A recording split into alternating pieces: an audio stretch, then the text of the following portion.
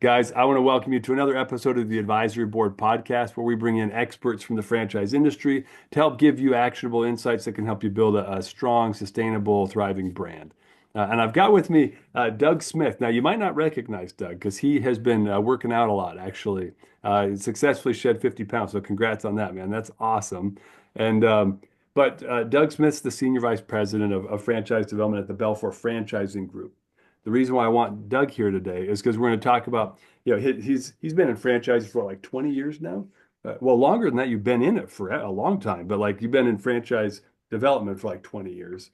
But he's seen brands that are just nailing this idea of building sustainable and long-term successful business practices that help franchisees succeed and thrive. So we're going to talk about that today. But I want to introduce him properly. First, Doug, thanks for making time and joining me on the show. Oh, appreciate it, Dave. Anytime. Always a pleasure to talk to you. Most of the time, anyway, unless I'm trying to sell you something, right? That gets awkward, but I'm kidding. So Doug, let me tell you why you guys want to hear this from Doug. Not only has he been in the industry for a long time, but Belfor, being who Belfor Franchise Group is a great model, I think, of what we're trying to discuss today. They have brands that are 40 years old. They got brands that are brand new. They're not private equity backed. They're owned by the Belfor Property Management Group. So they live and breathe and die by what makes a successful business operate at this level. Like it's really an interesting dynamic, excuse me, that I think gives them a lot of insights and background and diversity. They're a buy and hold platform company, so they're not trying to buy a brand, spin it up real quick, and then flip it while the P&L looks good before it looks bad. Like there's just a lot of long-term thought process here that we sometimes don't see in platform companies in the industry. So, and aside from that, Doug himself is just a stand-up guy. That's why I wanted him to be on the show because I know, he's been in the industry for a long time, but he does franchise development right. He's trained and worked with a bunch of guys, Aaron Harper's and Dustin Ingles and guys that are like really going out and making waves right now are guys that have worked for him before and learned how to do things well. So anyway, Doug, also Eagle Scout, two kids. And was a classical violinist, which I did not know. That one caught me by surprise. So this is Doug. Doug, tell us just a little bit more about you. Tell us a little bit more about Belfor Franchise Group, and then let's jump right into the topic. Yeah, a few years ago, I've been part of the Belfor Franchise Group for about 5 years, so came to them through acquisition. So if Mhm. you go back to the mid 2000s, when Belfor Franchise Group really got started with their first brand, ducts, air duct cleaning. Mhm. Um, you know, so 15, 20 years ago, that's all they had. They kind of got, it's a long story, but you know how they kind of got in it through their restoration business. But they built up, they added hoods, commercial kitchen cleaning, they added 1-800 water damage, between the early 2000s and 2015. And then they acquired HRI, which was the owner of Chem Dry Carpet Cleaning and Enhanced Mhm. Wood Refinishing, back in 2019. So then we had five brands, and so we've gone from five brands all the way up in the last 5 years to 15 brands. So some of those started from scratch, some of those acquired, big, small, everywhere in between. Um, and as you mentioned, right, wholly owned by Belfor Property Restoration, which happens to be the world's largest property restoration company, Yeah. about a $3 billion company. You mentioned the kind of buy and hold mentality. Our owner, Sheldon Yellen, he's a big, big advocate of going out, finding a brand, falling in love with that brand, acquiring it, building it, growing it, and hanging on to it. It's not really Mhm. a flip model. So, Yeah. we could see ourselves getting up to 20, 25 brands over the next few years. Yeah, when I love that because, and this is why my wife and I just sold our franchises, right? We were franchise owners. I've been a multi-unit guy. I'm a supplier in the industry, but like as a franchise owner, the stability of a buy and hold versus a buy and flip, it's a little unsettling actually when you're like, oh, we're gonna have a completely new management team. What's gonna happen next? Like that sometimes, and I'm not trying to be critical of that, but that's as a franchise owner, it creates instability and ripples throughout my support staff and my home office team and they're trying to rapidly scale, kind of in spite of what might be best sometimes for the franchise owner. So I'm saying it. You don't have to say it. Like I've seen it happen, and I've seen them make terrible decisions that make the P&L look great, but really screw over franchise owners sometimes. And they're not all that way, by the way. Like there are some really good buy and flip Hmm? franchise platform companies, but I think that there's that pressure that they get. from the private equity groups that hold them to make decisions that aren't in the best interest of the franchisees sometimes. So I think, I get to sell the value of this. You don't have to. I think it's a real asset to Belfor Franchise Group. That's how you guys are structured. Absolutely. You were talking offline, before we started, and Belfor Property Restoration, they've got 150, 160 offices just in the U.S. And while those are all corporately owned, they really act like franchises. Each one has its own general manager, its own P&L. They work in their local communities as well as pooling their resources when there are large, catastrophes, hurricanes, things of that nature. But they really do operate kind of like independent offices. So Belfor really understands what it takes to be a franchisee and what it takes to operate a small business. And they've got the means, frankly, right, to build out. We've got 250, 300 employees that work for the franchisor, and they're there to support all of our different brands and all of our franchisees. Yeah, that makes a huge difference. It really does.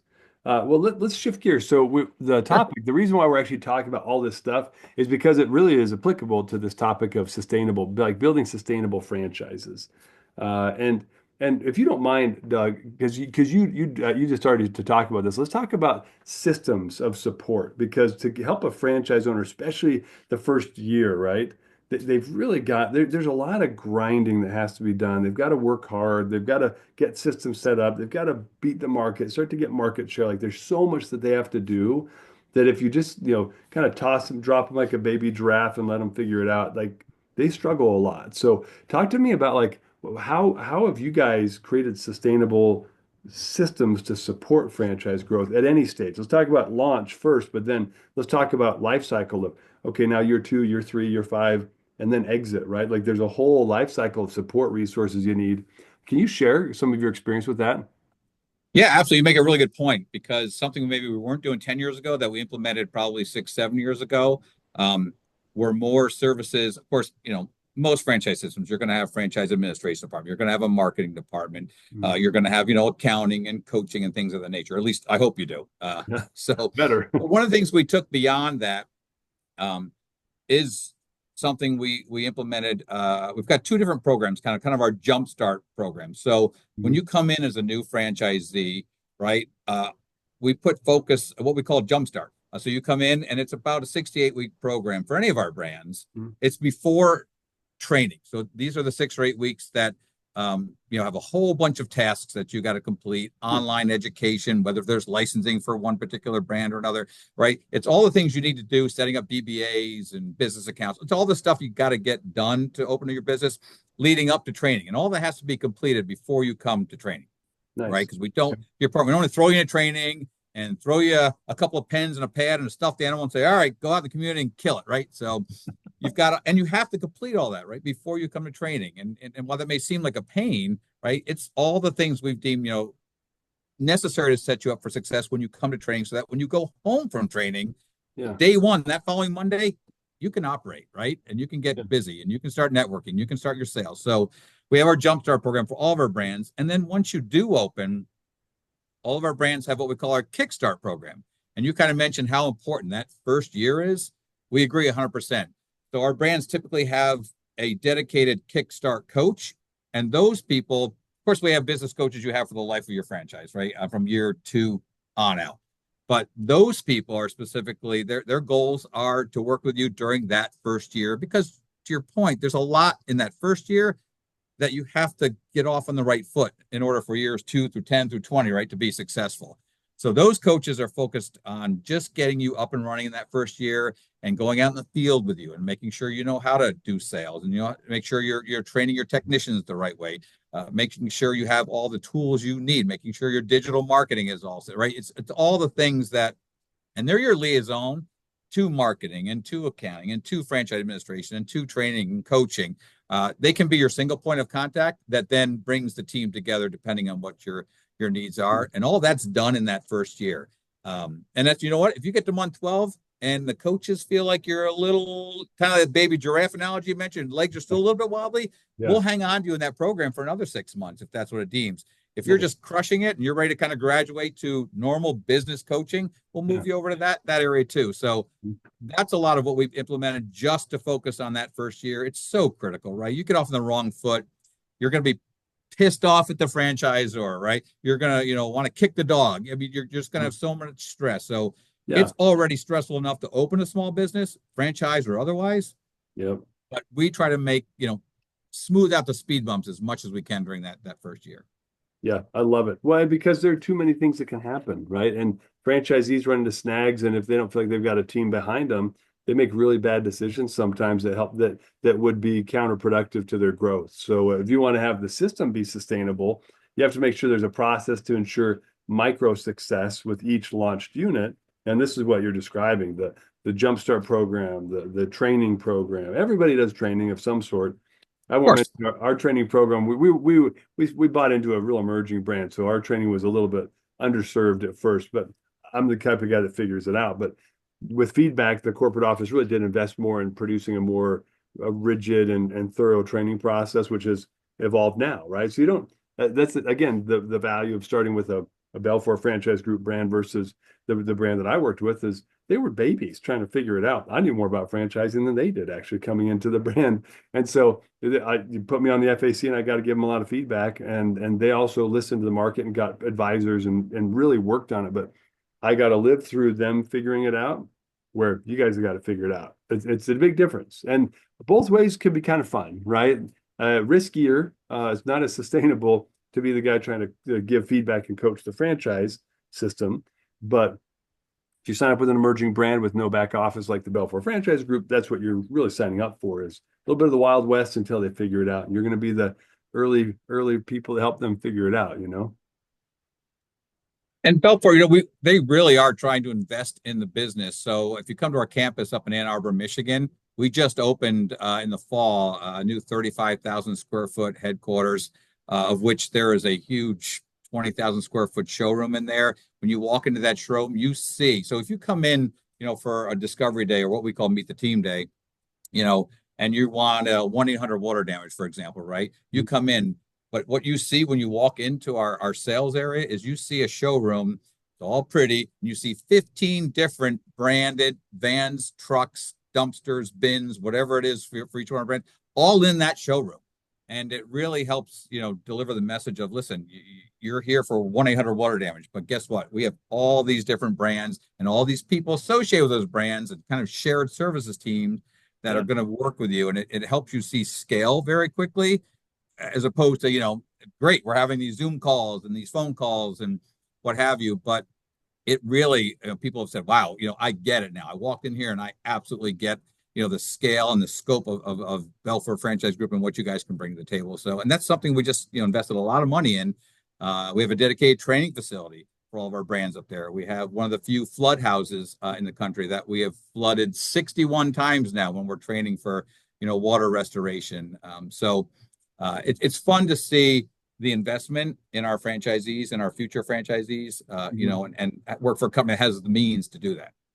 Yeah, that makes a huge difference when you get your hands on it and you can actually do the work in training rather than just theorize about it. Talk to me about we've talked about getting people to year one launch. How do you then, because again, the key, the cog in the wheel of sustainability is really the franchisee success. What's next? Like what other things does Belfor Franchise Group do to invest in these franchise owners now that they've kind of got their legs a little less wobbly, they've made it through their first year, and then what? What do you guys do to help sustain them through the next 2 to 5 years and then 5 to 10 years after that? Of course, right. They're always going to have business coaching, right? They're available for them, whether by phone or working with them in the field, et cetera. They're going to have training. They're going to have their franchise administration team. You're going to have the things that most people have, right? One of the things we do, because we have 15 brands now, and because we're owned by Belfor Property Restoration, is that we have monthly market domination meetings. Okay. So, what's a market domination meeting? Well, it's a lot of what it sounds like. So we go into whatever market is, Dallas, Atlanta, Seattle, what have you. On a monthly basis, different location each month. And we pull together all the franchise owners as well as the Belfor Property Restoration Office from that area. And we pull them in for a couple of days. And we start internally networking, right? Obviously, any franchise, we want to go out in the community and network and join BNI groups and chamber commerce, all the normal things that we would coach them to do. But we have these market domination meetings. So we get all those people together. So that might be, 10 to 20 people, right, at these meetings from all the different brands. And what we want to do is start introducing all those different brand owners to each other, because they Mhm. all have their own networks, of contacts and customers. Yeah. And a lot of our brands have synergies with each other, right? We've got Oh, yeah. Redbox plus dumpsters. Well, if you're on a 1-800 water damage job and they're gutting the house, they need a dumpster. Then call their fellow franchisee at 1-8 or at Redbox dump plus dumpsters, excuse me, right? And now you have a customer within the family. We have Blue Kangaroo Packouts. They're our contents restoration company. If Yeah. you're a 1-800 water damage doing a job, before you can even Back out. start Yeah. the gut, you got to get everything out of the house, right? So the Packouts, the Blue Kangaroo Packouts comes in, cleans up the house, takes all the stuff Mhm. back, starts the restoration and storage process, while 1-800 is doing, the mitigation and the repairs in the home. So we want them to develop relationships also with each other, because so many of our brands have synergies and can use each other and become each other's customers. Yeah, and it's built in, right? Where you guys have so many brands that kind of synergize together, it's built in. But also it's like the BNI concept. It's not your first degree, it's your second degree contacts that make all the difference. But if I'm a guy, let's say I'm a new hoods owner, I'm trying to figure out how to get in and do more commercial cleaning. Like there are probably 17 contacts in that room of people like, oh, you need to talk to Jimmy and Susan and this property management group and that property management group, because they come to us whenever there's restoration or a pack out need. And like that's a totally sustainable, but also very quick way to scale as a franchise owner if you're new to the family, right? And one of the things we stress, we're big advocates of customer service. We really pound that, of course, most everybody says we really pound that into our franchisees, as a point of differentiation. It's customer service, customer service, customer service. And we even preach that with our own family of brands, right? We might say, a Belfor office probably has a lot of need for dumpsters, right? But we tell our Redbox franchisees, just because they're Belfor doesn't mean you're automatically going to get that business. You still need to be competitive, and you need to pick up the phone, right? If Belfor's on a huge job, you've seen all the flooding we've had lately, right? And the wildfires in California. If they're on a huge job, Yeah. and it's 2 o'clock in the morning on a Saturday, and they pick up the phone to call you because they need a whole bunch of dumpsters delivered at 6 a.m., somebody better respond to them, right? Because they have a need. So it's like any small business. It's not easy. It's rewarding, but it's not easy. There's work and time that you need to invest, right? Oh, So yeah. we do preach that, listen, even within our own family, we're going to set it up and you're going to meet everybody and we're going to facilitate that. But then you still need to earn it just like another customer, right? But given that opportunity, the world's your oyster. Oh, yeah. Well, and let's take a step back. So the three pillars that we've talked about now, you've got the almost the pre-training and the preparation, the training resources. Then you've got in-field support, resources, liaison. I like the concept of the field support person. What do you guys call them? Business coaches? Yeah, Once the initial ones that first year are Kickstart coaches, and then they go to their business coaching. Okay, but the fact that they're kind of the liaison point for that franchisee between marketing and all the other services in the company, that's kind of it's subtle, but it's really critical, because otherwise the franchisee's like, I got to reach out to marketing, I got to reach out to, and sometimes they don't know who the right person is. Sometimes Exactly. they struggle to follow up. But if that business coach's only job is to make sure that they take care of that thing for that franchise owner, it'll get done because they're sitting across the aisle from these guys in the home office, right? It's so much easier to get it done that way. That was subtle, but I really like the way you guys have structured that part of your process. And then we've got the ongoing coaching. What about life cycle coaching? Where you've got people that have now been with you for 10 years, they've renewed, maybe 15 years, right? You got brands that have been around 40 years. How have you guys tried to help coach owners that have made it through 10, 15 years, that are now thinking, all right, it's probably time for me to think about exiting? How have you guys started to handle like the gray tsunami? Well, I'll back up and even go one step before that, and then get to the exiting program. Most of our brands have kind of a program like a get off the van program, right? Call it, for lack of a better word. So, a lot of franchises may start as owner operator, right? You may be the guy in the day-to-day business, right? When you start, like a lot of franchisees do, right? You kind of get your hands dirty and out there. And a lot of brands, you want to get off the van as quick as you can, right? Because you're working in the business as opposed to on it a lot of times, if you're sucked into being a technician, right? For whatever that is. So, we have coaches that work with you to get off the van, right? So, let's say an example might be you're on a van, you're doing the work. Then you add you grow a little bit, you add a second van. Now you're driving one van, you hired another technician to drive the second van, right? You get to 3, now you need a third van. Well, you know what? you can't really be on a van anymore because it's too hard to manage that. Now you're stepping back, to be a GM type of person, right? And you have three drivers working for you. So now you can, manage the business a little bit more. So we kind of have programs that help you graduate and get off that van as quickly as you can, right? If you're getting off it quickly, it means you're growing, you're adding, to your fleet, you're growing, so we want that to happen. So to your point, after you get out of that first year, we want to really focus on getting you to the next van and the next van, right? As you grow. And so you can spend more time, whether that's sales, networking, just the administrative part of the job, you want to, work on that business. So that's kind of, the next life cycle, if you will. And kind of fast forwarding, you're right? We've got people, believe it or not, ChemDry, our oldest brand, which is 48 years old this year. We still have our number one franchisee in the system. Just now are they looking to exit. They've been with the system, very first franchisee, and they've been in the system for 48 years. It's a pair of brothers out in California. And just now, one of them had some health issues, and the other one's looking to retire because they're well into their 60s now. And they've been doing, ChemDry for 48 years. So we're just working with them on that exit, right? And I think it's a mistake when you're talking to candidates way back in the early parts of the sales process, not to talk about the exit, at least a little bit, because let's face it, you just did it yourself, right? At some point in time, you're looking to sell your business and take on the next challenge. And we spend a lot of time, whether it's at our annual conferences, we have a lot of regional conferences, regional meetings throughout the year. Almost all of them contain a piece of the program that's dedicated to what should your business look like and what are the steps you should take to exit. Because we know that's going to, and people are going to retire eventually. They're not going to do this till they're 100 years old. So, so we do spend a lot of time making sure that people are set up. And I'll give an example. Not everybody is. Right, wrong, and different, right? You've got a lot of people there that probably for tax reasons maybe don't show as much income as they should, or they run things through their business that, might not otherwise be there, and that's some of the advantages of having a business, right? You can do that and have a lot of write-offs, et cetera. But those also impact what you're showing, as a bottom line.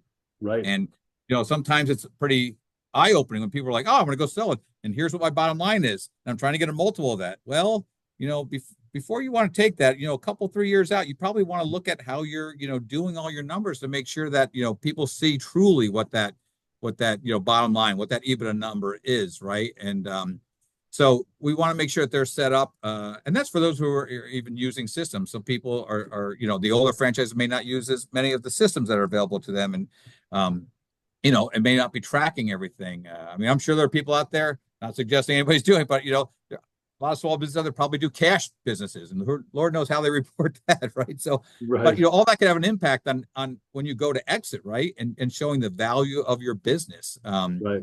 And we work with a couple companies that we tee them up with that that's what those companies do, right? They go in, they kind of analyze your business, and they help you value it, right? And if it's not where you think it should be, okay, well, let's take the next 2 years, to beef up the business, make sure everything's in place to make sure that it shows the value of that business and you can get the best multiple for it. If you just turn on tomorrow and say, you know what, I think I'm done. My contract's coming up for renewal. I think I want to sell the business. And you just kind of treat it that way. You're not prepared. You're really not prepared for it in a lot of cases. So we want people to think about it from the day they buy the business. Okay, we know I want to be in this for 5 years, 10 years, 15 years, whatever it is. Okay, but run your business like that. Think about the exit down the road and how you're going to maximize your value.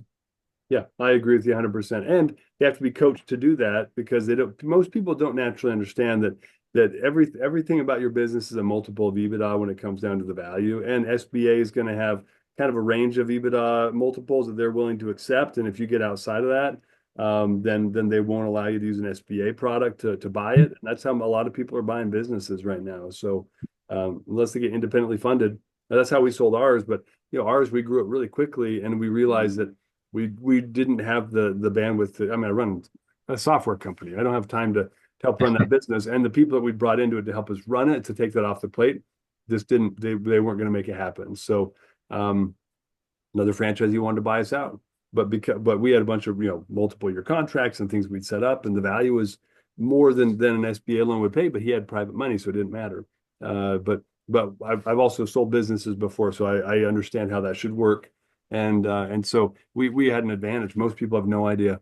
So glad to hear you guys have got coaching and you're preparing them for that and making them think about it, and also then getting them in touch with professionals that can help them value it and then help them prepare to get a better valuation a year from now. Like that's mission critical when you're getting to the end of the life cycle. And you're right, you got to think about it at the beginning. Or if you're not, then you're buying yourself a job that might be very lucrative, but eventually you want to maybe not work that hard anymore. And we don't want that. We don't want people buying jobs. We want them to impact their own life, their community, in a positive way, right? And you can buy a job, but I mean that's not as rewarding when it comes time to exit. And I've seen too many franchises just shut down, right, without even attempting to sell it. It's just too much to think about. You know, I'm just gonna wind it down and not renew. Like it's so short-sighted. It's so short-sighted. There's so much value in what they have. Yeah, just so you've got to prep them to see it through those lenses. Even though a lot of people are like, well, what are we talking about exit for? I haven't even signed the contract yet. I'm sitting here at meet the team day, but it's something you want to bring up and you want to talk about. I mean, because long-term planning. I agree. Well, and that's where the franchisor comes in, right? Like you guys know you've got the foresight, and you said something in our preamble as we were chatting. I want to make sure we bring it up again. That there's this concept, and it's a little seditious. It makes me a little mad when I see it thrown around flippantly of semi-absentee, right? And can we talk about that for a minute? Because the honest truth, when I see brands really promoting the semi-absentee concept, I instantly think about irresponsibility, right? Like it's not responsible as a franchisor to say this is a semi-absentee owned business and to have people buy it as if it is one without really communicating. It can become that in 2 or 3 years, right? Like it's like this stage you're talking through of Kickstart, then one first year, then getting the people out of the van. What'd you call that program? The Get off the van program. Get off the van program. That's where semi-absenteeism is a possibility. Until that point, it's not even real. Like that doesn't exist in pretty much any brand. At least all the ones I've looked at, it's a little bit of smoke and mirror. So tell us a little bit about that. Like how does we don't like, and even worse than semi-absentee, we don't like the term absentee or passive, right? Or passive. I mean, and I think we talked a little bit earlier. Your TikTok feed, your Facebook feed, your Instagram feed, they are just loaded with videos preaching passive income.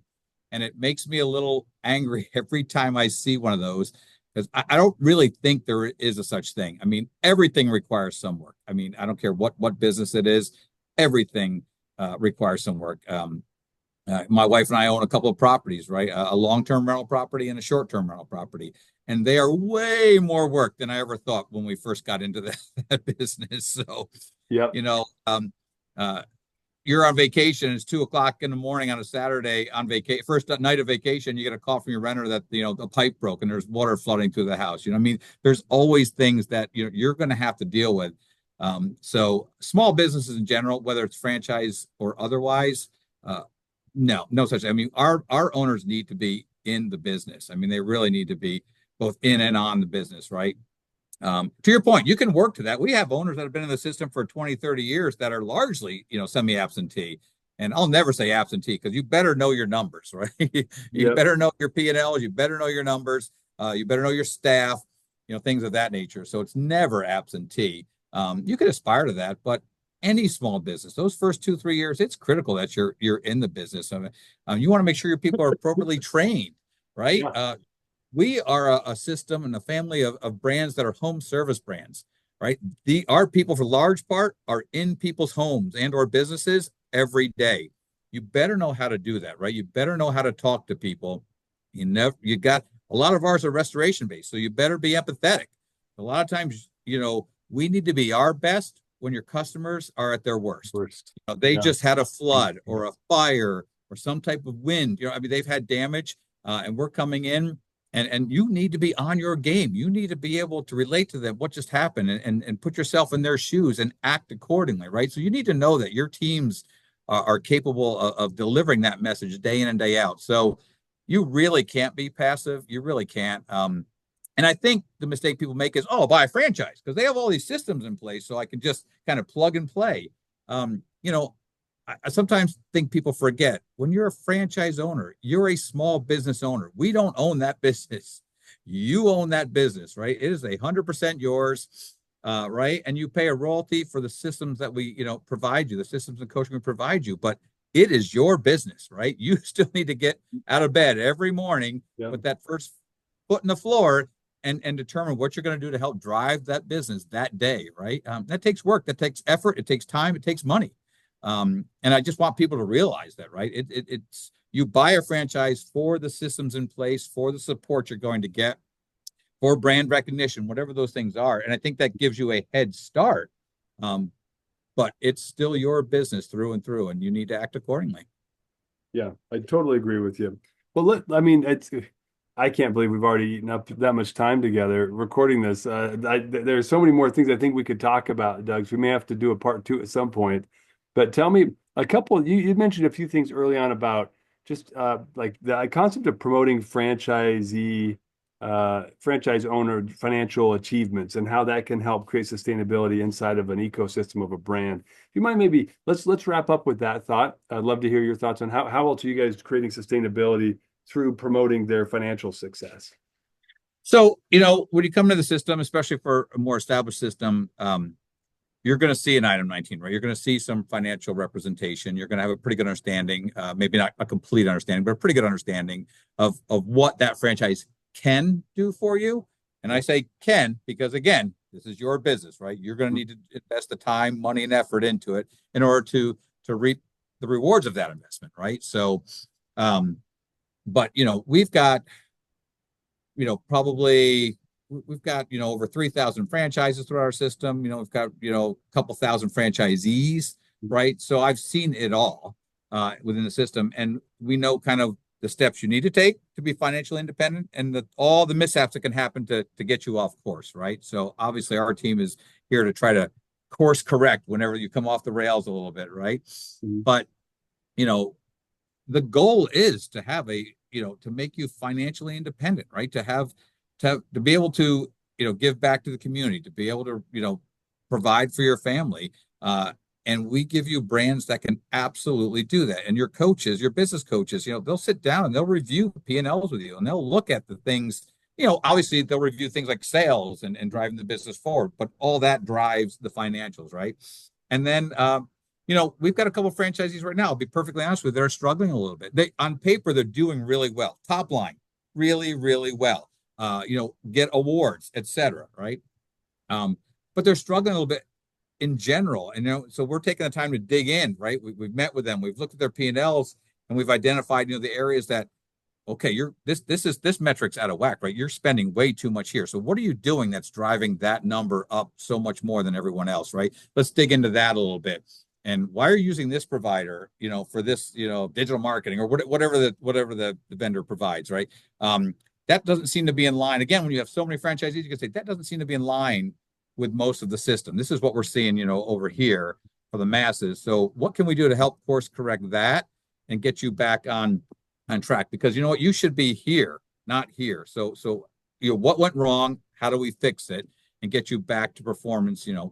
With the people that are overperformers. So, spend a lot of time there, and then we get to see. There's nothing better to see and hear the stories about franchisees that say, you know what, I bought ChemDry 35 years ago, and that's how I took care of my family. I put my kids through school with no debt.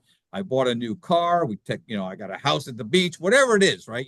It's so rewarding to hear the stories of the people who manage their business well, and then how they get to reap those rewards on the backside, right? And then, like I said, some of our older systems, right? It's not so much they're exiting for the sake of exiting. They're exiting because they want to retire. They're 60, 65, sometimes 70 years old.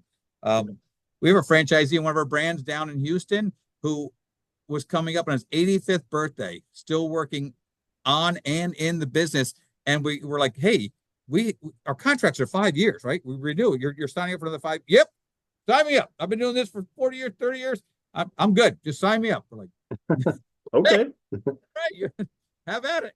That's probably what keeps him going. Right. So that's just so fun to hear, when they love the business so much, they don't want to leave it. Or when they leave it, they've set themselves up for financial success. And franchise is a great way to do that. It comes down to your point, right? It's systems, right? We've got all these systems in place. And if you follow the program, that's the other thing I would caution people coming to business is a lot of people, okay, it's a franchise, they got systems, let me buy that. I got a brand, let me buy that. And then sometimes it's worse with entrepreneurs because they know the way they've done this business over here. and they get in there and they start not following the systems and kind of doing things their way, and Yeah. then get surprised at why things come off the rails a little bit. We're always telling people, listen, you're going to spend money with us, you're going to pay us royalties, and we've got a system. Follow the system. I can't tell you how many times when things aren't going well, it's because you didn't follow the system. Yeah. That's what you're paying for, right? That's what you're paying for. We spent a lot of years developing these systems, a lot of time, a lot of people. Follow the system, and you will be financially independent. Yeah. No, that's right. Follow the playbook. There's so many nuggets that you've covered today, Doug. I know we're at times, so we better wrap, but I love the way you kind of tied that all together with kind of a nice bow. And for franchisors that are listening to this, the real as you're thinking about how do I create a flywheel so that I can continue to award new franchises and help franchises be successful. At the end of the day, it boils down to validation. Like if you've done your job well and you focused your energy around making franchise owners successful, then this 85-year-old you're mentioning down in Houston, I mean, put him on the phone with anybody, and they're going to be just enamored with the brand and the success that he's been able to find and the passion they have for the brand. Like that's what your real goal is to create everyone. And it won't be that way. There's the honeymoon and the fallout, and there's this roller coaster ride of franchise owner emotions. But if you can get everybody on that path where they're building financial wealth and independence, then you're doing your job. And I appreciate you guys do that at the Belfor Franchise Group, Doug. And thanks for sharing all these insights with us today. No, it's my pleasure. Listen, we're all in franchise. We're all in it together, right? A Yeah. franchisor success is solely built on the success of its franchisees. So we Yeah. all need to be rowing in the same direction. I 100% agree. It's why you're on the show today. Thanks for sharing all those insights, my friend. I'll see you soon. All right, Dave. Thanks again for the time. Of course.